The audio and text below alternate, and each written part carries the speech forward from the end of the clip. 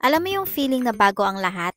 Ganun yung experience namin nung first time namin magsimba dito sa France. Kasi nasanay talaga kami sa simbahan na medyo maingay, hindi naman literal na maingay, kundi dahil may mga bata, may mga youth, at may mga adult na nagkakamustahan. Dito kasi pagdating namin, ang konti lang ng mga bata, ng mga youth, at ng mga young single adult. Bukod doon, bilang lang din sa daliri ang mga Pinoy. Kaya every time na nagsisimba kami at kami lang din ang nagkakamustahan. At sobrang nakakapanibago din kasi yung language nila dito. Buti na lang din talaga may mga missionaries na nagtatranslate. Hindi lang naman ito yung simbahan na meron kami dito, kundi marami rin naman dito sa France. Yun nga lang, ito na kasi yung medyo malapit sa amin, 1 oras siya kung ibabiyahe mula sa amin. Malapit na yun ha, yung iba kasi mas malayo pa. Sinusubukan din naman namin makipag-mingle sa ibang lahi at ganun din naman sila sa amin. Ang masasabi ko lang na hindi man ito yung nakasanayan namin, pero maganda pa rin ito na experience. Kasi kahit nasa ibang bansa kami, parang may familiar pa rin na comfort. Yung feeling na kahit malayo kami, si Lord nandito pa rin.